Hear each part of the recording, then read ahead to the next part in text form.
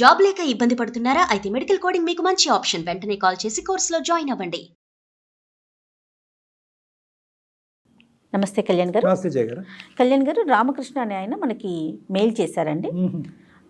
అంటే తనకు వచ్చిన అనుమానం అది నిజమో కాదో తెలియనితను ఒక క్వశ్చన్ మార్క్ అనమాట. వైఫ్ అండ్ హస్బెండే అసలు సమస్య మాత్రం. నాకు పరిష్కారం మీరు చూపించండి, మీ సలహా నాకు కావాలి అన్నట్లుగా మెయిల్ చేశాడు. ఓకే, మాట్లాడదాం జయ గారు, తప్పకుండా. హలో, నమస్తే అండి రామకృష్ణ గారు. ఎవరు మేడం? నేను జయానండి, అందమైన జీవితం ప్రోగ్రామ్ నుంచి కాల్ చేస్తా ఉన్నాను. మేడం నమస్తే మేడం. నమస్తే అండి, మీరు మాకు మెయిల్ చేశారు కదా. నాతో పాటు డాక్టర్ కళ్యాణ్ చక్రవర్తి గారు కూడా ఉన్నారు. ఒకసారి మీ సమస్య ఏంటో చెప్తే డాక్టర్ గారు మాట్లాడతారండి. Okay madam. రైట్. రామకృష్ణ నమస్తే నాన్న. సార్ నమస్తే సార్. ఏంటి సమస్య? నేను రియల్ ఎస్టేట్ కంపెనీలో మేనేజర్ గా వర్క్ చేస్తున్నాను. ఓకే. 2 years బ్యాక్ నాకు మ్యారేజ్ అయింది. అరేంజ్డ్ మ్యారేజా, లవ్ మ్యారేజా? Sir arranged marriage sir. సరే చెప్పండి, ఏంటి సమస్య? నా కింద ఒక ఆమె సెక్యూరిటీ గా ఉంటుంది. నాకు వచ్చిన ఫోన్ కాల్స్ కానీ మెసేజెస్ కానీ క్లయింట్స్ కానీ ఇవన్నీ ఆమె మేనేజ్ చేస్తూ ఉంటుంది సార్. సో మీ వర్క్ లోడ్ ఆవిడ షేర్ చేసుకుంటా ఉంటది. నా క్లయింట్స్ కానీ వాళ్ళందరినీ ఫాలో చేస్తూ ఉంటది. మేము డే అండ్ నైట్ అంటే మెసేజ్ చేసుకోవడము, ఫోన్ మాట్లాడుకోవడము ఇట్లా చేస్తూ ఉంటాం సార్. మా భార్య అది చూసి ఆమె కొంచెం తప్పుగా అనుకునిందామా. సరే, మీ భార్య పేరు ఏంటండి? Priya sir. Okay, so basically ఆవిడ చూసిందంటూ ఏమీ లేదు, కానీ మీ ఇద్దరి మధ్యన ఉన్నటువంటి డిస్టెన్స్ పెరగడంతో మీ యొక్క ఫోకస్ వేరే చాట ఉందని ఫీల్ అయింది ఆవిడ. అవునవును సార్. ఆ ఫోకస్ కాస్త సార్ బట్ మా ఇద్దరి మధ్యన ఏం లేదు సార్. కానీ ఆవిడ ఏమైనా మెసేజ్లు కానీ లేదంటే వినకూడనటువంటి ఫోన్ కాల్స్ కానీ చూడకూడవలసింది ఏమైనా చూసిందా అని అడుగుతున్నా. లేదు సార్, చూడలేదు. కేవలం ఈవిడికి దూరంగా ఉన్నారు, ఎక్కువ వర్క్ ఆఫీస్ పనిలోనే ఎక్కువ నిమగ్నమై ఉన్నారు. ఆవిడతో కమ్యూనికేషన్ పెరగడంతో అక్కడ ఇంటెన్సిటీ పెరిగింది, ఇక్కడ తగ్గింది అన్నది ఆవిడ భావం. Okay, got it. ఓకే, దాని మీద తర్వాత ఏమైందండి? అదే సార్, అంటే ఇంకా ఆమె పోయేసి పర్సనల్ గా సిరియర్ తో మాట్లాడడము ఇట్లా జరిగింది సార్. అంటే ఆయన ఎక్కువ మీకు ఆర్థిక పరంగా గానీ మీకు ఎందుకు హెల్ప్ చేస్తున్నారని చెప్పి అడిగితే ఆమె వచ్చేసి నాకు ఒక అన్నగా గాను ఒక బ్రదర్ గాను నాకు ఇట్లా హెల్ప్ చేస్తున్నాడు అతను, నేను ఒక బ్రదర్ గా అనుకున్నాను అని చెప్పారు సార్. కాదు, ఆర్థికంగా హెల్ప్ చేయవలసిన అవసరం ఏముందండి మీరు? అంటే మీ వైఫ్ కి అంటే సార్ ఆమె ఇంట్లో ఉన్న ప్రాబ్లమ్స్ కానీ వాళ్ళ మదర్ కి హెల్త్ బాగలేదంట సార్, అది కూడా చెప్పింది. ఒక బ్రదర్ గా నేను వాళ్ళకి ఇంకా హెల్ప్ చేద్దాము అంటే నా వర్క్ పరంగా కూడా మంచిగా హెల్ప్ అవుతుంది, నేను ఒకరికి హెల్ప్ చేసినట్టు ఉంటుంది అని చెప్పి ఆమెకి హెల్ప్ చేస్తున్నాను మేడం. సరే, మ్యూచువల్ గా హెల్ప్ చేసుకున్నారా, ఆవిడకు ఉద్యోగం ఇప్పించారా, అంతవరకు బానే ఉంది. ఫైనాన్షియల్ గా ఏమైనా ఇచ్చారా సపోర్ట్ మీ భార్యకి తెలియకుండా? వాళ్ళ మదర్ కి వచ్చి హెల్త్ బాగలేదు సార్, ఏడ్చింది అనమాట. ఏడ్చినప్పుడు చెప్పాను ఇట్లా, అమ్మా నేను ఒక బ్రదర్ గా నీకు అండగా ఉంటాను, నీకు మనీ గానీ ఏమైనా నీకు ఇంట్లోకి వస్తువులు గానీ ఏమైనా ఉంటే నేను హెల్ప్ చేస్తాను అని చెప్పాను సార్. అంటే ఎప్పుడన్నా మీ వైఫ్ కి క్యాజువల్ గా ఒక కొలీగ్ లాగా ఒక ఫ్రెండ్ లాగా ఎప్పుడన్నా పరిచయం చేశారా? లేదు సార్. డబ్బులు ఇస్తున్నట్టు ఎప్పుడన్నా చెప్పారా? లేదు సార్, చెప్పలేదు సార్. హెల్త్ పరమైన అంశం అంటే పెద్ద మొత్తంలోనే ఇచ్చుంటారు, మీరు మధ్యతరగతి కుటుంబం కాబట్టి. అంత పెద్ద మొత్తంలో ఇచ్చేటప్పుడు సతీమణికి అంటే భార్య మనకి షేర్ చేసుకోవటంలో తప్పు లేదుగా. ఎందుకని చెప్పి చెప్పలేదు సార్. ఆ విషయం తర్వాత తెలిసిందా మీ వైఫ్ కి? తెలిసింది సార్. తెలిసిన తర్వాత ఆమెకు అనుమానం వచ్చిన తర్వాత అడిగింది సార్. కేవలం మీరిద్దరు ఎక్కువ ఇంటెన్స్ గా మాట్లాడుకుంటున్నారు అనేదే కాదు, ఉద్యోగం ఇప్పించింది మీరే. ఎటొచ్చి మీ భార్య ఏంటంటే ఆవిడ మిమ్మల్ని అన్నయ్య, మీరు ఆవిడని చెల్లెమ్మ అంటాం అనేది వినలేదు అంతే. అవును సార్. తర్వాత ఏమైందండి? అదే సార్, వచ్చి అడిగిన తర్వాత అమ్మ నాకు ఒక బ్రదర్ గా చెప్పింది. తర్వాత వాళ్ళ అమ్మతో కూడా మాట్లాడడం జరిగింది మా వైఫ్. మాట్లాడిన తర్వాత వాళ్ళ మదర్ చెప్పారు ఇట్లా నాకు ఒక కొడుకు లాగా అతను నాకు హెల్ప్ చేశాడు అంతేగాని ఇంకేం లేదు అని చెప్పారు సార్. అక్కడికి ఆ ప్రాబ్లమ్ సాల్వ్ అయింది సార్. ఓకే, దాంతో ఈవిడ చల్లబడింది. అవునవును సార్. ఆమె తెలుసుకున్న తర్వాత మా భర్త మంచోడు అని చెప్పేసి ఆమె అనుకొని వచ్చేసింది సార్. మళ్ళీ ఉమాని ప్రియా గారు మాట్లాడుకుంటారా ఎప్పుడైనా? కష్టం అనుకోండి, ఎప్పుడు మాట్లాడుకుంటారు సార్. ప్రాబ్లం అయిపోయిన తర్వాత మాట్లాడు. సో మీ వరకు అయితే కనుక అక్కడ చెల్లి అయిపోయింది. అవునవును సార్. ఇంతవరకు బానే ఉంది, కథ సుఖాంతమైంది కదండి. ఇంకేంటి సమస్య ఏంటి? ఇప్పుడే మేడం స్టార్ట్ అయ్యింది. ఏమైంది? అవును మేడం, మా వైఫ్ వేరే వాళ్ళతో రిలేషన్షిప్ లో ఉందని నాకు డౌట్ గా ఉంది మేడం. అంటే అసలు ఎట్లా మీకు అనుమానం ఎలా వచ్చింది? మీకంటే సెక్రటరీ ఉన్నారు ఆవిడ క్లియర్ గా. ఒక రోజు మా వైఫ్ నిద్రపోయినప్పుడు నేను ఒకసారి ఫోన్ చెక్ చేసినప్పుడు మా ఫోన్ లో వచ్చేసి మెసేజెస్, కాల్స్, అందమైన జీవితాన్ని కూడా ఆమె మెయిల్ పెట్టున్నారు సార్. రెగ్యులర్ గా నైట్ మీరు పడుకునే ముందు ఆవిడ ఫోన్ చెక్ చేసి పడుకుంటారా? లేదు సార్. ఈ మధ్యనే నాకు డౌట్ వచ్చేసి నేను మా వైఫ్ నిద్రపోయిన తర్వాత నేను ఒకసారి చెక్ చేశాను సార్. అసలు మీకెందుకు డౌట్ వచ్చింది?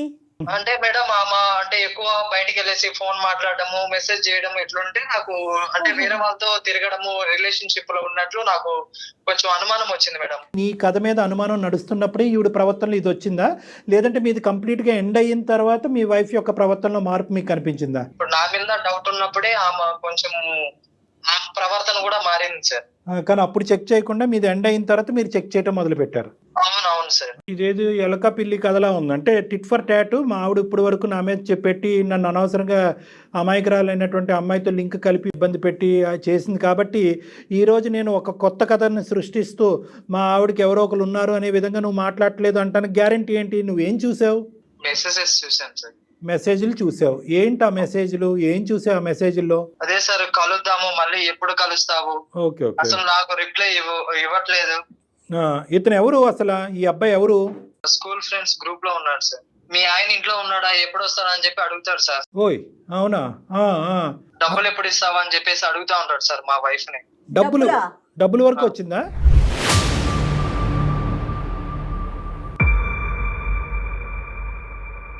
కానీ ఈ చుక్కలన్నీ కలిపితే కనుక ఖచ్చితంగా మీ ఆవిడ మీద మీకైతే అనుమానమా, లేదంటే బలంగా అనిపిస్తుందా ఆవిడకి ఏదో సంబంధం ఉందని? అదే సార్, డబ్బులు ఎప్పుడు ఇస్తావు, లేకపోతే మీ ఆయనకి చెప్పేనా అని చెప్పేసి మెసేజ్ చేస్తా ఉంటాడు సార్. ఏంటి మెసేజెస్ వస్తున్నాయి నేను చూసాను, ఎవరతను అని అట్లా ఏమన్నా అడిగారా అమ్మాయిని? అడిగాను మేడం, ఒకసారి అడిగాను. ఫ్రెండ్ అని చెప్పింది. అడిగిన తర్వాత బ్లాక్ లిస్ట్ లో పెట్టేసింది సార్. మళ్ళీ బ్లాక్ లో పెట్టిన తర్వాత మళ్ళీ కొత్త నెంబర్ నుంచి మళ్ళీ మెసేజెస్, ఫోన్స్ అవి వస్తా ఉన్నాయి సార్. Same person? అవును సార్. మరి సెకండ్ టైం ఎందుకు వీడు వస్తున్నాడు, ఎందుకు ఇలా వెంట పడుతున్నాడు అని అడిగావు మరి మీ భార్యని? అడిగాను సార్, అడిగినా కానీ మళ్ళీ ఫ్రెండే అని చెప్తా ఉంది సార్. ఇప్పుడు నీదే చాలా ఇంటెన్స్ గా ఫీల్ అయినటువంటి నీ భార్య ఈ రాంగ్ రూట్ లోకి ఎందుకు వెళ్తుంది అనేది మాకున్న అనుమానం. అది మళ్ళీ అడుగుతా ఉంటే ఏడుస్తా ఉంది సార్ అమ్మ. ఏడుస్తుంది? Okay okay. అందమైన జీవితానికి ఆవిడ ఈమెయిల్ పంపించిందా? అదే సార్, నాకు సెక్రటరీకి ఏదో సంబంధం ఉందని చెప్పేసి మీకు మెయిల్ చేసింది సార్. సో మీరు అది చూసి మరి మీరెందుకు మాకు ఈమెయిల్ పంపించారు? అవును సార్, అంటే అమ్మాయి పంపించింది కదా, మిమ్మల్ని నమ్మింది కాబట్టి. ఎవరినైతే కనుక అమ్మాయి బలంగా నమ్మి నీ మీద ఒక కంప్లైంట్ పెట్టి నిన్ను బాగు చేయమంటానికి మాకు ఈమెయిల్ పంపించిందో మా ద్వారానే కనుక్కుంటే కనుక నిజాలు ఇంకా పకడ్బందీగా బయటకు వస్తాయనేది మీ ఉద్దేశం. అవును సార్. మరి ఎవరు అనుకుంటున్నారు మీరు? మీ అనుమానం ఏంటి? ఇల్లీగల్ అయి ఉండొచ్చు సార్. లీగల్ అయినా లీగల్ అయినా నేను అనేది ఏంటంటే సోర్స్ ఎక్కడా అని అడుగుతున్నా. ఎక్కడి నుంచి మొదలయ్యాడు మహానుభావుడు అని అడుగుతున్నా. లవ్ ఇమేజెస్ ఉన్నాయి సార్. లవ్ ఇమేజెస్ కూడా ఉన్నాయి, డబ్బుల విషయాలు ఉన్నాయి, ఇంట్లో భర్త ఉన్నాడు అనేది ఉంది. నేను ఇంకేం చెప్పుకోలేను సార్ ఇంతకు మించి. నువ్వు ఒక్కసారి అమ్మాయిని కలుపుదాం మేడం, మరి ఒకసారి మాట్లాడదాం కదా కళ్యాణ్ గారు. ఇప్పుడు తను ఇంతకు ముందు అతని మీద అనుమానం, ఇప్పుడు అమ్మాయి మీద అనుమానం. ఏది కరెక్టో కాదో మీరు మాట్లాడితే కదా మీకు తెలుస్తుందని నా ఉద్దేశం. మీ వైఫ్ కు ఒకసారి కనెక్ట్ చేస్తారా? మరి డాక్టర్ గారు మాట్లాడతారు. నేను కలిపితే ఆమె మాట్లాడదు మేడం, మీరే ఒకసారి మాట్లాడండి మేడం. ఓకే, మేము మాట్లాడతాం. మీ ఇద్దరు కలిసి ఉండట్లేదా, ఉంటున్నారా? ఒకే చోట ఉంటాము, వేరే వేరే బెడ్రూమ్ లో ఉంటాం సార్. Okay okay. సో మీ ఇద్దరి మధ్యన ఆ డిఫరెన్స్ వచ్చేసింది ఆల్రెడీ. అవును సార్. సరే ఒకసారి మేమే కలుపుతాం నేను, ఉండండి అయితే. అంటే మీరు ఓకే సార్. ఒకసారి మీ వైఫ్ నెంబర్ పెట్టేసేయండి చాలు, నేను కాల్ చేస్తా తనకి. Okay madam. రైట్. పంపిస్తున్నా మేడం. ఆఖరికి ఏ స్థాయికి వచ్చిందో చూసారా జయ గారు? ఇతను ఫోన్ చేస్తే ఆవిడ ఎత్తదంట. ఒకే ఇంట్లో ఉంటున్నారు కానీ విడివిడి బెడ్రూమ్స్. నమస్తే అండి. నమస్తే మేడం. నేను జయానండి, అందమైన జీవితం ప్రోగ్రామ్ నుంచి కాల్ చేస్తా ఉన్నాను. మెయిల్ చేశారు కదా? మా సమస్య క్లియర్ అయ్యింది, అందుకనే మళ్ళా మీకు ఏమీ కాంటాక్ట్ అవ్వలేదు మేడం. ఆహాహా, సమస్య క్లియర్ అయిపోయిందా? అయితే కొత్త సమస్య మొదలైందమ్మా. అది ఏంటి మేడం అది? ఏంటంటే ఒకసారి ఉండు, మా డాక్టర్ కళ్యాణ్ చక్రవర్తి గారు మాట్లాడతారు నీతో. Okay madam. ఒక్క నిమిషం. అమ్మా, మీ సమస్య పరిష్కారం అయినందుకు మేము చాలా ఆనందిస్తున్నాం, చాలా సంతోషం. నా సమస్య క్లియర్ అయ్యింది, మళ్ళీ ఇంకో సమస్య నాకెందుకండి అని చెప్పి మీరు ఫోన్ పెట్టేయకుండా అదేంటి మేడం అని అడిగారు చూడండి, అది ఇంకా సంతోషం. ఆ సమస్య ఎవరిదో కాదు, మీ భర్త గారిది. మీ భర్త గారు ఏంటంటే నీకు రామకృష్ణ గారికి ప్రత్యేకంగా ఏంటంటే మీకు అందమైన జీవితం మీద ఒక గురి ఉంది కాబట్టి, అందమైన జీవితం ఇటువంటి సమస్యలు పరిష్కరిస్తుందనే ఒక నమ్మకం ఉంది కాబట్టి రామకృష్ణ గారు అదే సంస్థకే, అంటే అందమైన జీవితానికే ఈమెయిల్ పంపించి అక్కడితో ఆగలేదండి, ఇంకో సమస్య మొదలైందండి, ఇది కూడా పరిష్కరించి మా జీవితాలను కాపాడండి అని మమ్మల్ని వేడుకుంటున్నారు. చాలా తక్కువ సందర్భాల్లో మేము చూసినటువంటి ఈ వేదిక మీద చాలా తక్కువ సందర్భాల్లో మా వరకు ఈమెయిల్ పంపించిన తర్వాత మేము కాల్ చేసే లోపే సమస్య క్లియర్ అవటం అనేది చాలా అదృష్టంగా మేము భావిస్తున్నాం. అందులో నువ్వు ఒకదాని ఉన్నావు. ఎందుకు అక్కడ గెలుపొందారు మీరు అంటే కనుక అందరూ నిజాయితీగా నిజాలు ఒప్పుకున్నారు కాబట్టి. మీ ఆయన ఒప్పుకున్నాడు, మీరు ఒప్పుకున్నారు, ఆ అమ్మాయి ఒప్పుకుంది, అలా అమ్మాయి అలా అమ్మగారు ఒప్పుకున్నారు. సో అక్కడితో అది క్లియర్ అయింది. ఇప్పుడు ఈ సమస్యలో కూడా ఏంటంటే ఇప్పుడు ఉండేటటువంటి దాంట్లో కూడా నిజాయితీ అనేటటువంటిది ప్రధానమైన అంశం. సో మీ మనసాక్షిమే చేసుకుని మీకు మీ రామకృష్ణ గారు పడేటటువంటి అనుమానం ఆలోచన ఏంటంటే ఎవరో ఒక అబ్బాయితో ఉమాగారితో ఇతనితో మాట్లాడుతున్నప్పుడు అప్పుడు మీ మైండ్లో మీ బాధలు నలుగుతున్నటువంటి క్రమంలోనే మీరు కూడా ఒక పరాయి వ్యక్తితో తెలియకుండా భర్తకు తెలియకుండా సంభాషించటము, చాటింగ్లు చేయటము, డబ్బులు పంచుకోవటం ఇలాంటివి జరిగినాయి అంట. అడగలేక మింగలేక కక్కలేక అతి కష్టం మీద నిన్ను అడిగితే ఎవరో అని చెప్పి పక్కకు తోసావంటే ఇంకోసారి అడిగేటప్పటికి బోరుమని ఏడ్చావంట. ఈ ఏడుపులు గోలేంట్రా బాబు అని చెప్పి ఇంకా ఏదో జరుగుతుందనే ఉద్దేశంతో అతనికి ఏం చేయాలో పాల్పడక మాకు ఈమెయిల్ పంపించాడు. అసలు ఏం జరుగుతుందమ్మా ప్రియ మీ జీవితంలో ఏం జరుగుతుంది? ఈ అబ్బాయి ఎవరు, నువ్వు మాట్లాడే అబ్బాయి ఉన్నాడా? అది కూడా భ్రమేనా? సార్ నేను ఇప్పుడు నిజం చెప్తాను సార్. చెప్పమ్మా. నిజాలే చెప్పాలి సార్. అది నిజమే సార్. ఏది నిజం? ఇంకో అబ్బాయితో మాట్లాడింది. నువ్వు మాట్లాడింది నిజమే. ఎవరు ఈ అబ్బాయి? అప్పుడులో X boy friend sir. O X. సరే, మళ్ళీ ఇప్పుడు ఎక్స్ మళ్ళీ డబుల్ ఎక్స్ అయ్యాడు అప్పుడు? అవును సార్. అప్పటి నుంచి ఈ అబ్బాయితో మళ్ళీ పరిచయం ఏర్పడింది 6 months ఉంది సార్. 6 months నుంచి. భర్తకు తెలియకుండా 6 నెలలు బట్టి మాట్లాడవలసినంత ఏముంది సీక్రెట్? మా హస్బెండ్ కింద పనిచేసే పిఐ కింద వాళ్ళిద్దరు మా హస్బెండ్ కి ఏదో ఉందని నాకు అనుమానం వచ్చింది సార్. అది సార్ట్ అవుట్ అయిపోయింది అన్న. నేను బయట వాళ్ళకి చెప్పుకోలేక ఇంట్లో వాళ్ళకి చెప్పుకోలేక అంటే 10th class లో ఫ్రెండ్ కి చెప్పుకున్నాను సార్. అక్కడితో ఆగిందా? చెప్పుకోవటం వరకే ఆగిందా? అతను ఇంకా ఏమన్నా ఇంకో లెవెల్కి ఏమన్నా వెళ్ళాడా? ఇప్పుడు మీ హస్బెండ్ యొక్క ప్రాబ్లం ఏంటంటే, అంతేకాదు సార్. బాబు రామకృష్ణ లైన్లో ఉన్నావా? సార్ ఉన్నాను సార్. మరి సైలెంట్గా ఉండొద్దు. ఇప్పుడు అమ్మ రామకృష్ణ కూడా లైన్లోనే ఉన్నాడు ప్రియా. ఓకే, అతనికి చెప్పే నీ కాన్ఫరెన్స్ కలిపాము. ఎందుకంటే నువ్వు అతను ఫోన్ చేస్తే డైరెక్ట్గా ఫోన్ ఎత్తట్లేదు కాబట్టి మేము మీడియేట్ చేసి ఈ ఫోన్ కలిపాము. నువ్వు ఇప్పుడు రామకృష్ణ నిన్ను అడుగుతాడు, అతని మనసులో ఉండేటటువంటి ఆలోచన ఏంటి, భయం ఏంటి అనేది నీకు చెప్తాడు. అది నువ్వు ఎటువంటి నమ్మకంతో నివృత్తి చేస్తావో చెయ్యి. మీరిద్దరు మాట్లాడుకోండి. అసలు మీరిద్దరు మాట్లాడుకోకుండా మేము మధ్యత్వం చేయటం అనేది కరెక్ట్ కాదు. ప్రియా, వాడితో ఎందుకు ఫోన్ మాట్లాడుతావు? నువ్వు ఫోన్ కాల్స్ కానీ మెసేజ్ కానీ ఎందుకు చేస్తున్నావు? వాడికి ఫ్రెండ్ అని చెప్పి అట్లా అడుగుతారా? ఎప్పుడు వస్తావు, డబ్బులు ఎప్పుడు ఇస్తావు? నీ మీద డౌట్ ఉండి సైగా ఆడుకుందాం అనుకున్నాను. నా మీద డౌట్ ఉంటే మీ పేరెంట్స్ గానీ ఎవరికైనా చెప్పాలి గానీ మళ్ళా వాళ్ళు అతను చెప్తావా? వాళ్ళతో చెప్పుకోలేక అంతా చెప్పుకున్నాను కదమ్మా. చెప్పుకున్నా అంతవరకు ఓకేనమ్మా. మీ ఇంటికి రానా, మీ ఇంట్లో మీ ఆయన ఉన్నాడా, నాకు ఇంత డబ్బులు కావాలి, ఇవన్నీ ఎందుకమ్మా? అంటే బాధలు చెప్పుకునే వాళ్ళు బాధలు చెప్పుకోండి స్నేహితులుగా, అందులో తప్పులేదు. ఎప్పుడైతే కనుక మీ హస్బెండ్ యొక్క ఇష్యూ రెక్టిఫై అయ్యిందో ఆ రోజు నువ్వు కట్ చేసేసి ఉంటే కనుక అయిపోయి ఉండేది కదా. ఎందుకు మళ్ళీ అది కంటిన్యూ అయ్యి ఇంకో లెవెల్కి వెళ్ళింది? ఇంకో లెవెల్కి వెళ్ళిందా లేదా? వాడు అడ్వాంటేజ్ తీసుకున్నాడు సార్. ఏమ్మా అడ్వాంటేజ్ తీసుకున్నాడు అంటే ఏం అడ్వాంటేజ్ తీసుకున్నాడు చెప్పు. స్కూల్లో డబ్బులు అవన్నీ ఇచ్చాను, ఫోన్ కొనుక్కోనికి డబ్బులు లేవా అంటే ఇచ్చాను, మళ్ళీ ఇబ్బందులు అంటే ఇచ్చాను సార్. ఓకే, అన్ని విధాలుగా బయటకు వెళ్దాం అది ఇది అంటుంటే నాకు కొంచెం నచ్చలేదు సార్. కదమ్మా, అసలు డబ్బులు అడగవలసిన అవసరం ఏముందమ్మా? మీరిద్దరు ఏమంత తప్పు చేశారు కాబట్టి ఆడు డబ్బులు అడిగి బ్లాక్మెయిల్ చేసేంత ధైర్యం వాడికి వచ్చింది? ఏం చేసి ఉండొచ్చు? మేమిద్దరము బయట రెస్టారెంట్లకి అలా సరదాగా మాట్లాడుకోనికి అట్లా ఇట్లా వెళ్ళాం సార్. ఏం మనుషులమ్మా. ఎందుకు నువ్వు అదెందుకు టెంప్ట్ అయ్యావు? మా హస్బెండ్ తో డిస్టర్బెన్స్ ఉంది కదా సార్. డిస్టర్బెన్స్ లేదు కదమ్మా. డిస్టర్బెన్స్ ఉందేమో అని నువ్వు అనుమానం పడ్డావు. అక్కడి వరకు వెళ్ళాక నీకు మొత్తం క్లారిటీ వచ్చేసింది. ఇంకా అక్కడితో నీ మైండ్ కనెక్ట్ అయ్యాను సార్. కనెక్ట్ అయ్యి తర్వాత డిస్కనెక్ట్ అవ్వలేకపోయావు, అంతేనా? అంతే కదమ్మా, కనెక్ట్ అయ్యారు. డిస్కనెక్ట్ అవ్వట్లేదు.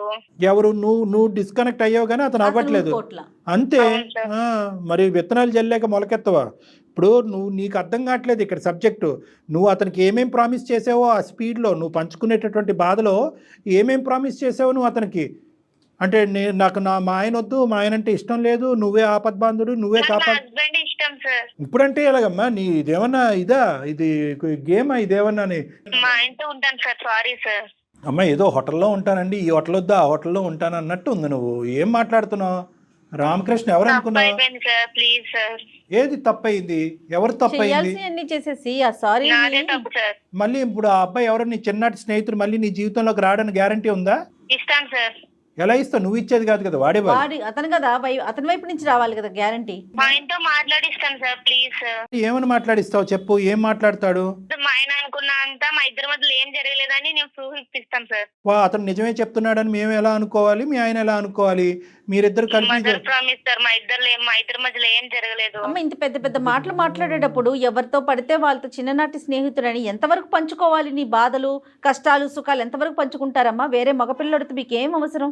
గంటల గంటలు ఎందుకు ఆ మాట్లాడారు? టైంలో నాకు వేరే ఆలోచన ఏం రాలేదండి. సరే అమ్మా, ఆ టైంలో ఆలోచన రాలేదు, సరే నీ బాధను పంచుకున్నావు, స్నేహితుడు అని అనుకున్నావు, తర్వాత అంతవరకు లిమిటేషన్స్ అనేటటువంటిది ఉంటాయి ఉంటాయి కదా. కదమ్మా. మీ ఆయన ఈరోజు చూడకూడనటువంటి భయంకరాలన్నీ చూశాడు. అప్పుడు జరిగింది ఏంటి? ఒక పిఏతో అఫీషియల్ సంబంధించినటువంటి సంభాషణ, కొద్దిగా వాళ్ళ అమ్మగారికి బాగాలేదు కాబట్టి కొద్దిపాటి ఆర్థిక సమయం, దాన్నే నువ్వు పెద్ద చిత్రం కింద ఊహించేసుకుని అల్లేసుకున్నావు.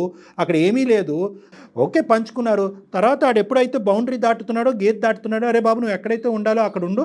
ఆ మాత్రం తెలియదమ్మా మీలాంటి ఆడపిల్లలకి ఒక మగాడు వచ్చి ఏ స్థాయిలో అడ్వాంటేజ్ తీసుకుంటున్నాడు అనేది. నేను బ్లాక్ లో పెట్టినా సరే తన వేరే వాళ్ళు ఫోన్ తీసుకొని అంతే, ఇది అంతే. ఇలాంటి కాల్ చేస్తున్నా కరెక్టే, ఇలాంటి సంబంధాలు అలాగే ఉంటాయి. వన్ వే ట్రాఫిక్ అంతే ఇవి. నువ్వు ఒక్కసారి తలుపు తీస్తే వాడు ఆగడు, వాడు ఎడిక్ట్ అయిపోయాడు నీకు. మా హస్బెండ్ కి చెప్పేద్దాం అనుకున్నాను సార్, కానీ చెప్పలేకపోయాను. చెప్పరు మీరు అడిగినప్పుడు సీదా చెప్పకుండా ఏడవటం అంటే మీ ఆయన ఎంత మంచాడో, ఎంత పెద్ద మనసు. మా ఆయన అంటే నాకు చాలా ఇష్టం సార్, ప్లీజ్ సార్. చాలా లేటుగా తెలిసింది కదా. రామకృష్ణ, ఈ అమ్మాయి ఇంతకు మించి చెప్పాలని అనుకోవట్లేదు, మేము తవ్వాలని అనుకోవట్లేదు.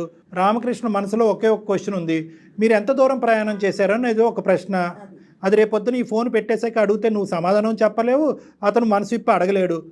సో నేనేంటంటే సభాముఖంగా నేను అడుగుతున్నాను, ఎంత దూరం జరిగింది మీ ప్రయాణం?